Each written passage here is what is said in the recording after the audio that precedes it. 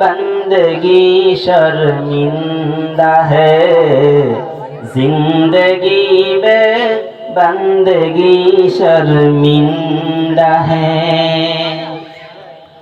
आए थे हम कुछ ना कुछ खरीदने को जैसे हो रोशन मेरे कल्बो हो।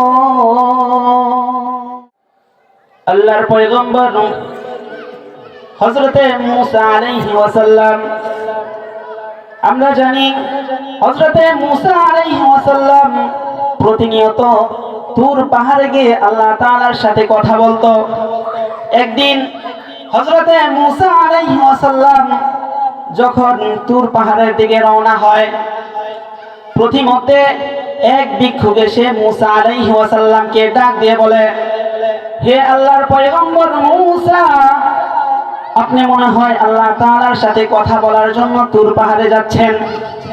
আল্লাহর পয়গম্বর মুসা বলে, হে ভিক্ষুক, আমি আল্লাহর সাথে কথা বলার জন্য তুর পাহাড়ে রওনা দিলাম।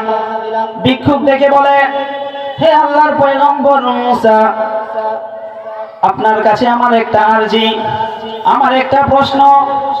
আপনি মহান রব্বুল আলামিনকে গিয়ে জিজ্ঞাসা করবেন, আল্লাহ তাআলা আমাকে কি জন্য বানিয়েছেন? আমার দুইটা হাত নাই, আমার দুইটা পা নাই, আমি গড়িয়ে গড়িয়ে জমিনের মধ্যে গড়িয়ে গড়িয়ে আমার জীবিকা নির্বাহ করি। মানুষের যা ভিক্ষা দেয় তা দিয়ে আমি আমার আহার ভরণ পোষণ করি। পরিশেষে আল্লাহর পয়গম্বর মুসা তুর পাহাড়ে চলে যায়। তুর পাহাড়ে গিয়ে মহান রব্বুল আলামিনের সাথে কথা বলে। কথা বলার এক পর্যায়ে হযরতে মুসা আলাইহিস সালাম আল্লাহ তাআলাকে ওই ভিক্ষুক সম্পর্কে জিজ্ঞাসা করে। আল্লাহ তাআলা মুসা আলাইহিস সালামকে ওই ভিক্ষুকের প্রশ্নের উত্তর দিয়ে দেন। হযরতে মুসা আলাইহিস সালাম যখন তুর পাহাড় থেকে বাড়ির দিকে রওনা দেয়, প্রতিমধ্যে আবার ওই ভিক্ষুক মুসা আলাইহিস সালামকে ডেকে বলে, হে আল্লাহর পয়গম্বর মুসা, আল্লাহ তাআলা আমার প্রশ্নের উত্তর কি দিয়েছে আমাকে বলে যান।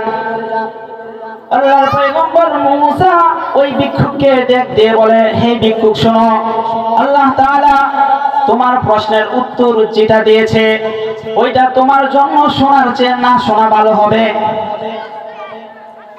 ওই ভিক্ষুক নাফরমান বান্দা, সে মুসা আলাইহিস সালামকে ছাড়তে রাজি না, যে আল্লাহ তাআলা আমার প্রশ্নের উত্তর কি দিয়েছে আমি আজকে শুনবো। আমরা যখন বিল্ডিং বানাই, যখন দেওয়াল দেই, দেওয়াল দেওয়ার সময় ইট গাঁথনির পর দেওয়ালের মাঝে মাঝে আমরা একটু ফাঁক রাখি, একটু একটু ফাঁক রাখি, যেন এই ফাঁকের মধ্যে বাঁশ দিয়ে উপরের কাজগুলো সম্পূর্ণ করে পরবর্তীতে আমরা এই যে ফাঁকটা রয়েছে এখানে আরেকটা ছোট্ট ইট দিয়ে ওই দেওয়ালের ফাঁকটাকে বন্ধ করে দেই, দেওয়ালটাকে পরিপূর্ণ করে দেই। আল্লাহর পয়গম্বর মুসা আলাইহিস সালাম ওই ভিক্ষুককে ডেকে বলে, হে ভিক্ষুক, তোমার প্রশ্নের উত্তর শোনো। মহান রব্বুল আলামিন বলেছে জাহান্নামের মধ্যে একটা দেওয়াল রয়েছে, যে দেওয়ালের মধ্যে একটা ফাঁক রয়েছে, একটা ছিদ্র রয়েছে।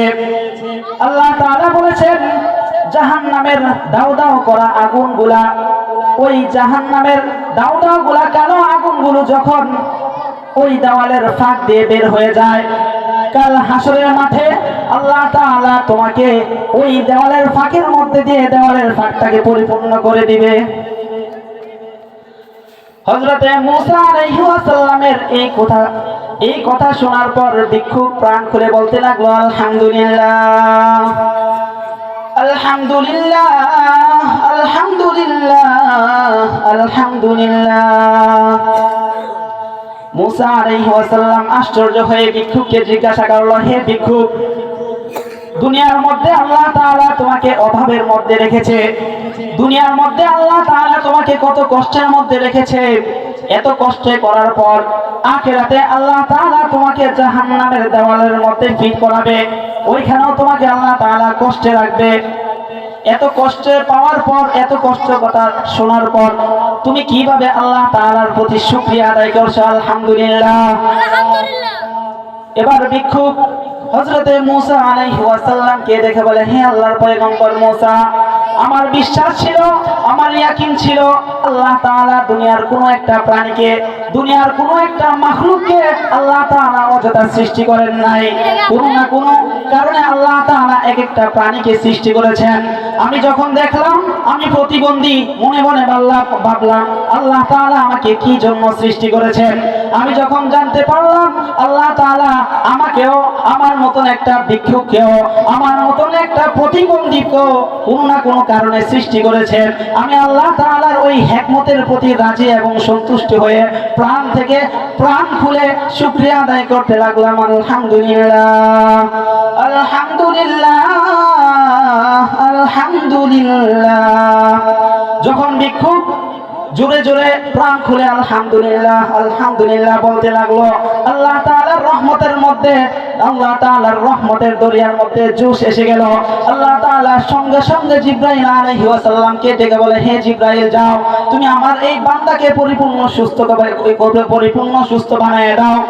হযরতে মূসা আলাইহিস সালাম দেখে একটু পর ওই ভিক্ষুক হযরতে মূসা আলাইহিস সালামের সামনে দুই হাত এবং পা নিয়ে দাঁড়িয়ে আছে। জোরে বলুন সুবহানাল্লাহ। এজন্যই আমরা সুখে দুঃখে সব সময় সর্ব অবস্থায় আল্লাহ তাআলার শুকরিয়া আদায় করব। মানুষ বিপদে পড়লে অনেকে ধৈর্যহারা হয়ে যায়, বলতে থাকে আল্লাহ তাআলা কেন আমাকে এত দুঃখ দেয়। আল্লাহ তাআলা বলে যে আমি মানুষকে দুনিয়ার মধ্যে পরীক্ষা করি, সব সময় সুখে রাখি না, মাঝে মাঝে দুঃখের মধ্যেও রাখি, দেখি আমার বান্দা এই দুঃখের মধ্যেও আমাকে স্মরণ করে কিনা।